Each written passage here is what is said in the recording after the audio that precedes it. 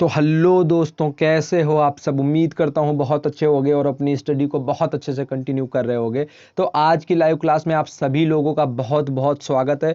नए जुड़े हुए लोगों के लिए दो इन्फॉर्मेशंस हैं। पहली इन्फॉर्मेशन ये है कि मैं आपको जब भी क्वेश्चन का आंसर करना है तो आपको क्या करना है, क्वेश्चन के साथ में उसका नंबर जरूर मेंशन करना है। यानी कि पहले प्रश्न के साथ आपको पहले 1 लिखना है, फिर उसके बाद में A B C या फिर D जो भी विकल्प आपको सही लग रहा है उसको टाइप करना है। दूसरे, मैं हर क्वेश्चन को पढ़ने के बाद में, चारों विकल्पों को पढ़ने के बाद में आपको आंसर करने के लिए 10 सेकंड का टाइम दूंगा। जब मैं आखिरी विकल्प पढ़ देता हूं उसके बाद में आपको आंसर से 1 लिख करके, 2 लिख करके, 3 लिख करके फिर A B C या फिर D टाइप करना होता है। तो welcome to all of you and good evening to all of you and welcome to today's live class, जहां पर हम बात करने वाले हैं कौन से टॉपिक पर। वो है हमारा प्राचीन भारतीय इतिहास, और जो हमारा आज का विशेष तौर से टॉपिक है वो है हमारा महाजनपद काल और प्रारंभिक मगध साम्राज्य से जुड़े हुए राजवंश। तो प्रारंभिक मगध साम्राज्य से जुड़े हुए जो राजवंश हैं और इसके अलावा जो पूरा का पूरा महाजनपद काल है उससे जुड़े हुए आज के टॉप 10 क्वेश्चंस पर हम डिस्कस करेंगे। इसके अलावा ये वीडियो मॉर्निंग में आ चुका है, आफ्टरनून के 12 बजे के आसपास ये वीडियो अपलोड हो गया था, आ गया था, क्लास आप लोग वो देख चुके हैं।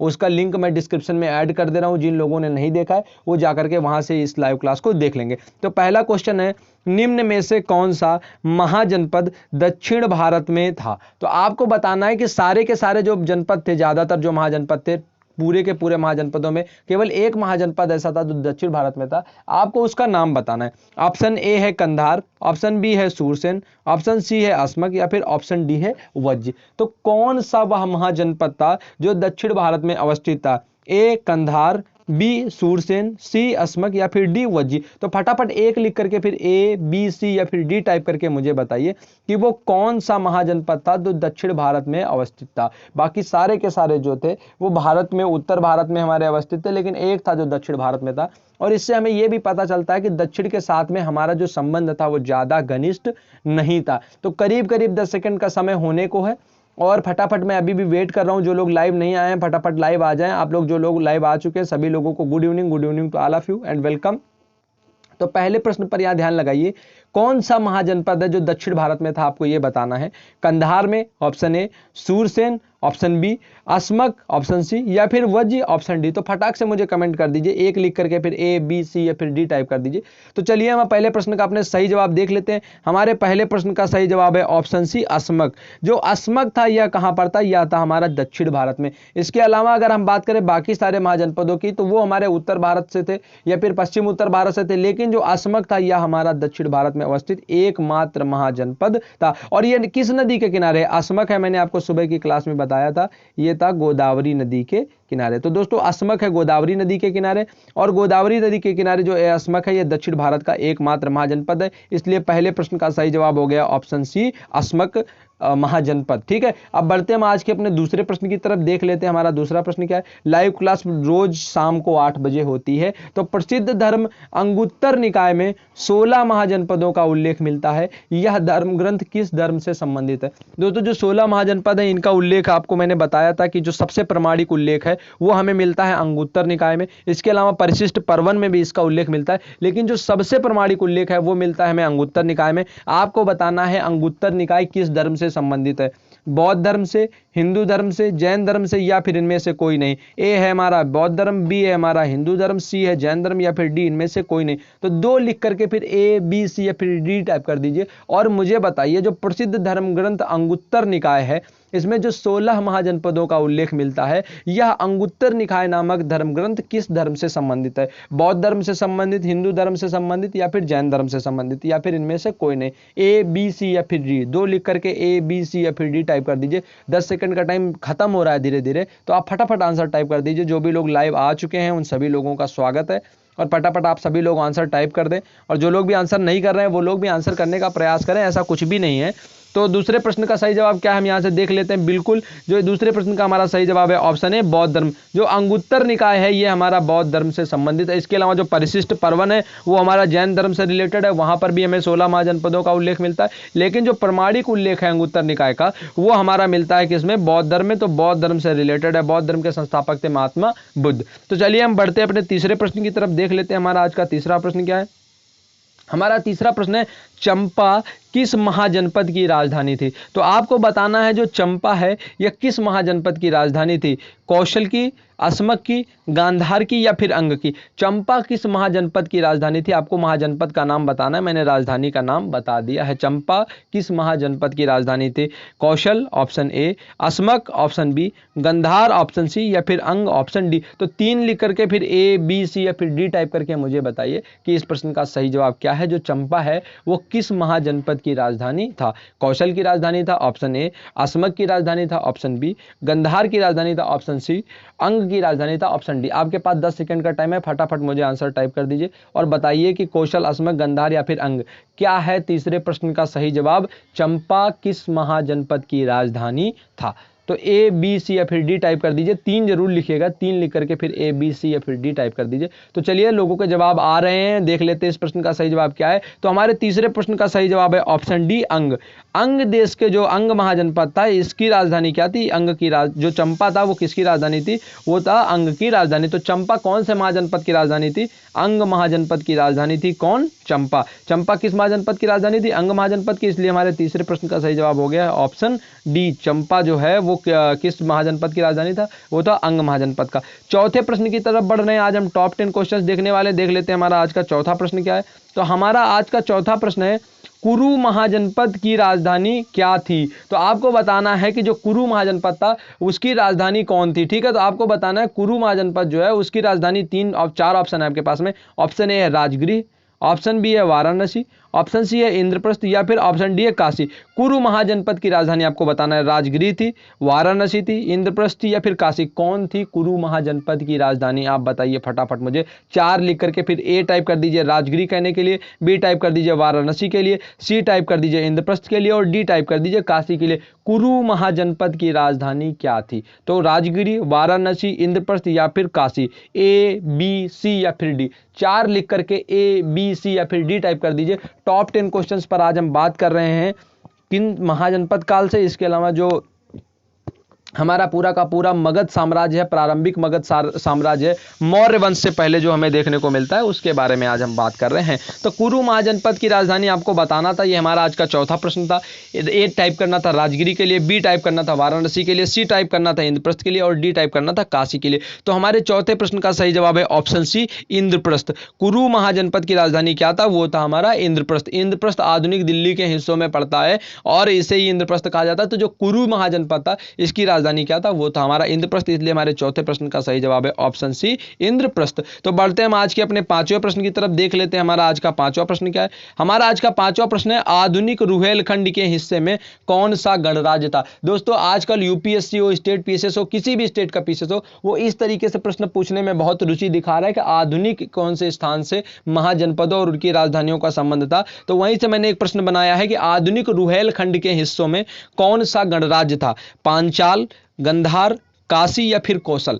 5 में ए लिख दीजिए पांचाल के लिए, बी लिख दीजिए गंधार के लिए, सी लिख दीजिए काशी के लिए और डी लिख दीजिए कौशल के लिए। आधुनिक रुहेलखंड के हिस्सों में कौन सा गणराज्य था? पांचाल, गंधार, काशी या फिर कौशल। 5 के ए बी सी या फिर डी फटाफट टाइप कर दीजिए और बताइए इस प्रश्न का सही जवाब क्या है। जिन लोगों के प्रश्नों के जवाब सही हो रहे हैं उन लोगों को मेरी बहुत सारी शुभकामनाएं, और जिन लोगों के प्रश्नों के जवाब किसी कारणवश गलत हो जाए वो लोग आत्मचिंतन, आत्मावलोकन और आत्म मंथन करने का प्रयास करें। इसके अलावा जो आफ्टरनून में क्लास हुई है उस क्लास का लिंक डिस्क्रिप्शन में ऐड है। इस लाइव क्लास के बाद में जाकर के वो वाली क्लास आप देख लें, आपके सारे के सारे जो डाउट्स होंगे वो क्लियर हो जाएंगे। तो आधुनिक रुहेलखंड के हिस्से में कौन सा गणराज्य था, आपका यह आज का प्रश्न था, पांचवा प्रश्न। और इसमें आपको टाइप करना था ए पांचाल के लिए, बी गंधार के लिए, सी काशी के लिए और डी कौशल के लिए। तो बिल्कुल पांचवें प्रश्न का सही जवाब है ऑप्शन ए, पांचाल। आधुनिक रुहेलखंड के हिस्सों में कौन सा गणराज्य था? वो था हमारा पांचाल। जो पांचाल है वो आधुनिक रुहेलखंड के हिस्सों में पड़ने वाला गणराज्य था। तो पांचवें प्रश्न का इसीलिए हमारे सही जवाब हो गया है ऑप्शन ए,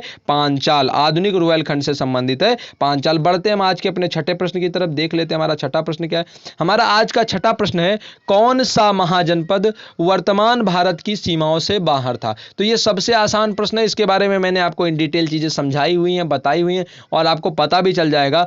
काबुल, गंधार, इस्लामाबाद या फिर कराची। 6 में ए बी सी या फिर डी टाइप कर दीजिए। ए टाइप कर दीजिए काबुल के लिए, बी टाइप कर दीजिए गंधार के लिए, सी टाइप कर दीजिए इस्लामाबाद के लिए और डी टाइप कर दीजिए कराची के लिए। आपको बताना है कौन सा महाजनपद वर्तमान भारत की सीमाओं से बाहर था। काबुल, गंधार, इस्लामाबाद या फिर कराची। 6 लिख करके फिर आप ए, बी, सी या फिर डी टाइप करके मुझे बताइए इस प्रश्न का सही जवाब क्या है। कौन सा महाजनपद है जो भारत की सीमाओं से बाहर है? काबुल है, गंधार है, इस्लामाबाद है या फिर कराची। वर्तमान भारत की सीमाओं से कौन सा महाजनपद है जो बाहर था? काबुल, गंधार, इस्लामाबाद या फिर कराची। छठा प्रश्न हमारा था जिसका आपको जवाब देना था, ए, बी, सी या फिर डी टाइप करना था। तो करीब करीब 10 सेकंड का समय खत्म होने का को है। मैं अभी भी आप लोगों के जवाब का इंतजार कर रहा हूँ। फटाफट टाइप कर दीजिए जिन लोगों ने कमेंट टाइप नहीं किया है। और छठे प्रश्न का जवाब अब यहाँ से हम देख लेते हैं। तो हमारे छठे प्रश्न का सही जवाब है ऑप्शन बी, गंधार। बिल्कुल, जो कौन सा महाजनपद है जो भारत की सीमाओं से बाहर था वो है हमारा गंधार। और दक्षिण भारत में कौन सा महाजनपद था वो है हमारा असमक। कौन है हमारा? असमक। असमक है दक्षिण भारत में और गंधार है हमारा जो वर्तमान भारत की जो सीमाएं हैं उनसे बाहर होने वाला एकमात्र महाजनपद। 7वें प्रश्न की तरफ बढ़ रहे हैं। आज हम टॉप 10 क्वेश्चन पर चर्चा कर रहे हैं। बिंबिसार किस वंश का संस्थापक था? 2 से 3 बार यह क्वेश्चन पूछा जा चुका है। छोटी बड़ी परीक्षाओं में अगर हम देखें तो रिपीट होकर के, बाकी देखें तो करीब 5 से 6 बार यह क्वेश्चन पूछा गया। बड़ी परीक्षाओं में 2 से 3 बार पूछा जा चुका है। बिंबिसार किस वंश का संस्थापक था? शिशुनाग वंश का, हर्यक वंश का, मौर्य वंश का या फिर नंद वंश का। ए टाइप कर दीजिए शिशुनाग वंश के लिए, बी टाइप कर दीजिए हर्यक वंश के लिए, सी टाइप कर दीजिए मौर्य वंश के लिए और डी टाइप कर दीजिए नंद वंश के लिए। 7 लिख करके फिर ए, बी, सी या फिर डी टाइप करके मुझे बताइए बिंबिसार किस वंश का संस्थापक था? शिशुनाग वंश का था, हर्यक वंश का था, मौर्य वंश का था या फिर नंद वंश का था? तो क्या है इस प्रश्न का सही जवाब? 7 लिख करके फिर मुझे ए, बी, सी या फिर डी टाइप कीजिए। शिशुनाग, हर्यक, मौर्य या फिर नंद टाइप करके मुझे फटाफट बताइए कि इस प्रश्न का सही जवाब क्या है। बिंबिसार किस वंश का संस्थापक था? शिशुनाग वंश का, हर्यक वंश का, मौर्य वंश का या फिर नंद वंश का? तो बिंबिसार किस वंश का संस्थापक था? ये हमारा आज का 7वां प्रश्न है। फटाफट मुझे कमेंट टाइप करके बताइए इस प्रश्न का सही जवाब क्या है। शिशुनाग, हर्यक, मौर्य या फिर नंद, क्या है इस प्रश्न का सही जवाब? 7वें प्रश्न का सही जवाब आपको देना है। बिंबिसार किस वंश का संस्थापक था? शिशुनाग वंश का, हर्यक वंश का, मौर्य वंश का या फिर नंद वंश का? तो चलिए दोस्तों, करीब करीब 10 सेकंड का टाइम होने को है। देख लेते हैं हमारे 7वें प्रश्न का सही जवाब क्या है। तो हमारे 7वें प्रश्न का सही जवाब है जो बिंबिसार है हमारा वो हर्यक वंश का संस्थापक था। इसीलिए ऑप्शन बी हो गया है इस प्रश्न का सही जवाब। 7वें प्रश्न का सही जवाब है ऑप्शन बी, हर्यक वंश। बिंबिसार हर्यक वंश का संस्थापक था। तो 7वें प्रश्न का सही जवाब हो गया है ऑप्शन बी, हर्यक वंश। बिंबिसार हर्यक वंश का संस्थापक था। अब बढ़ते हैं आज के अपने 8वें प्रश्न की तरफ। देख लेते हैं हमारा आज का 8वां प्रश्न क्या है।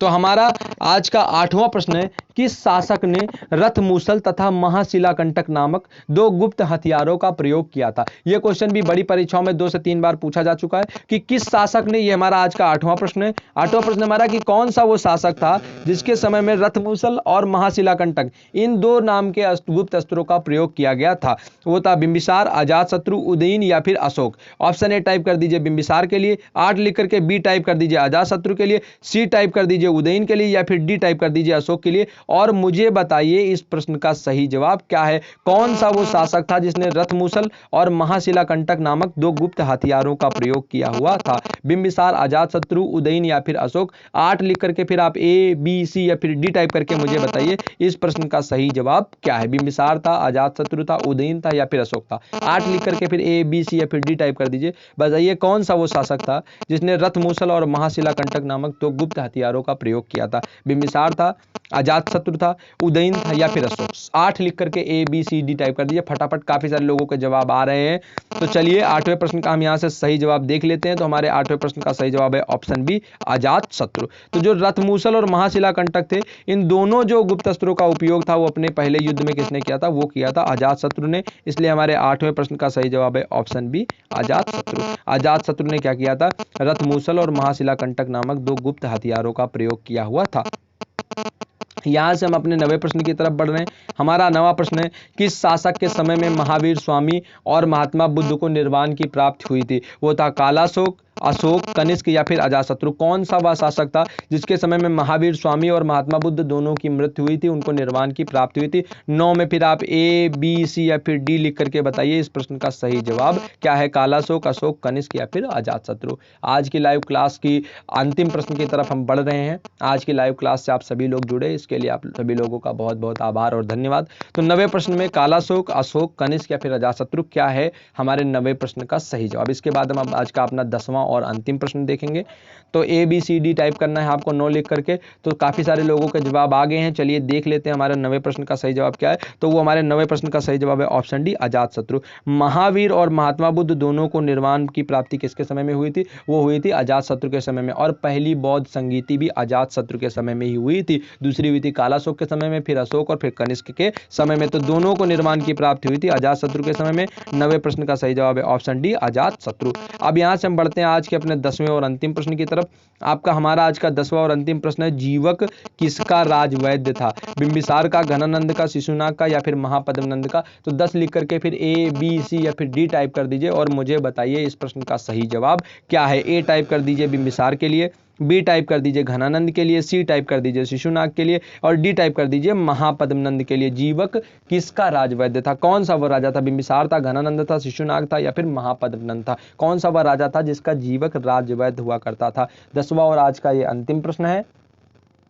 आज की लाइव क्लास से आप सभी लोग जुड़े, इसके लिए आपका बहुत बहुत आभार और धन्यवाद। लाइव क्लास डेली शाम 8 बजे होती है। सारे के सारे प्रश्न जो आफ्टरनून में लाइव क्लास होती है उसी से रिलेटेड होते हैं, या फिर आधुनिक भारत के इतिहास की श्रृंखला होती है, वो आपको जैसा भी होता है मॉर्निंग में 10 बजे टेलीग्राम और व्हाट्सएप ग्रुप पर इन्फॉर्म कर दिया जाता है। सारे वीडियोज की लिंक एनसीईआरटी रिव्यू में कक्षा 6, 7, 8, 9 के जो भी इतिहास और भूगोल की किताबें मैंने चैप्टर वाइज तरीके से पढ़ाई हैं, वो सारी प्लेलिस्ट मैंने जो है क्या किया है डिस्क्रिप्शन में, सारे के डिस्क्रिप्शन में उनके लिंक ऐड कर दिए हैं। वहां से आप देख सकते हैं, बाकी सारे ग्रुप से जुड़ सकते हैं, सारी चीज़ों को आप कर सकते हैं। 10वें और अंतिम प्रश्न का हम जवाब देख ले रहे हैं। अगर आज की लाइव क्लास पसंद आई हो तो प्लीज़ लाइव क्लास को लाइक कर दे, जिससे मेरा भी मनोबल और हौसला बना रहेगा।